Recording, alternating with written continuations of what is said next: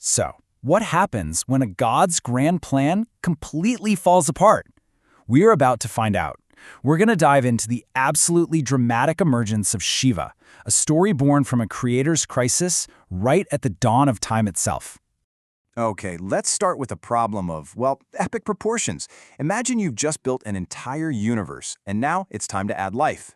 But your very first creations, the ones you specifically designed for this job, they just look at you and say, nah, we're good. So, let's set the scene. You've got Brahma, the creator, who has just put the finishing touches on his masterpiece. A totally pristine, beautiful, but completely empty universe. It's just sitting there, waiting for life. First things first, he gets to work sculpting the physical world.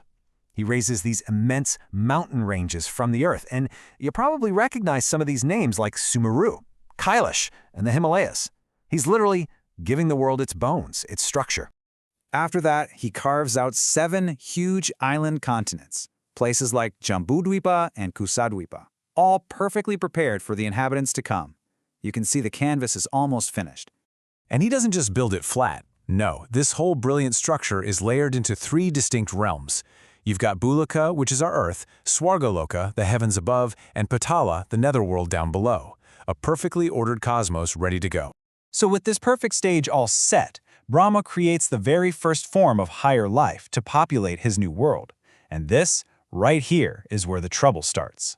Using the sheer power of his own mind, he brings forth 4 perfect child sages. They're known as the Kumaras, or the Manasputras, because they were born directly from his divine aura.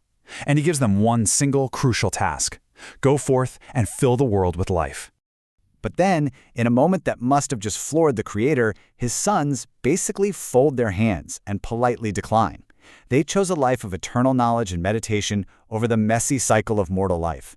Can you imagine? This was the first great refusal. I mean, just think about that for a second. The very beings you designed to get life started have just rejected their entire purpose. So, what happens now? What happens when creation itself just says no to its own creator?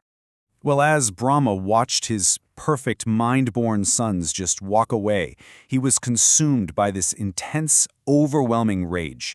I'm talking about the fury of a creator whose entire grand design had just been tossed into absolute chaos. And as his anger just builds and builds, a fiery beam of energy literally sparks from between his brows. And from that inferno emerges this new being, with blazing red eyes roaring ferociously.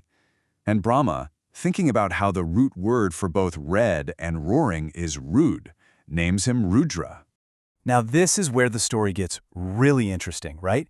You have this incredible contrast. On one side, you've got the serene, pure Kumaras, born from thought, who refused creation. And on the other, you have this ferocious, turbulent being, born from pure rage, who is about to embrace it completely. So Brahma calms this powerful new god, also known as Shiva, and asks for his help with creation. And Shiva, he agrees immediately. But his method was about to create an even bigger problem. At first, Brahma was thrilled, right?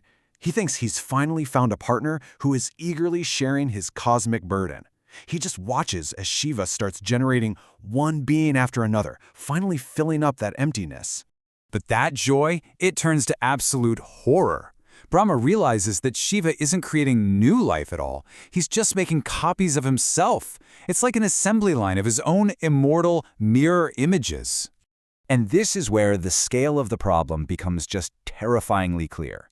Suddenly, standing before Brahma are 11 Rudras, every single one of them just as powerful and, this is the crucial part, as immortal as the original. His brilliant solution had backfired, spectacularly. So you might be asking, why is this such a big deal? Well, because the universe isn't supposed to be a static painting. It's a living system, and it's sustained by the cycle of birth, death, and rebirth. That flow is what allows for change, for growth, for renewal. A world full of immortals would freeze that cycle solid. It would just grind creation to a permanent, silent halt. Faced with this total disaster, Brahma was forced to learn a profound, unchangeable truth about the very universe he had just built. This was a lesson in cosmic order, and he was learning it the hard way. So after Shiva agrees to stop creating and leaves to meditate, Brahma has a new problem: what to do with these 11 incredibly powerful, immortal beings. He had to find a place for them, so he assigned them sites within the very fabric of existence itself, in the heart, the five senses, and the five elements. And in that moment, he finally understood. He realized that the cosmic division of labor was sacred. He, the creator, governed action and passion. Vishnu, the preserver, governed purity and goodness. And Shiva, the destroyer, he presided over darkness and turbulence. The jobs were set. You couldn't just mix and match. The destroyer can't do the work of the creator. Brahma learned he couldn't just outsource his most fundamental role. He couldn't pass the buck. The massive task of creation, well, that was his and his alone, and he would have to pick up the reins and start again. And this whole cosmic drama really leaves us with a final, pretty powerful question to chew on. If an emotion like rage can unleash a power so immense that it can actually threaten to shatter cosmic law, what does that tell us about the nature of creation itself?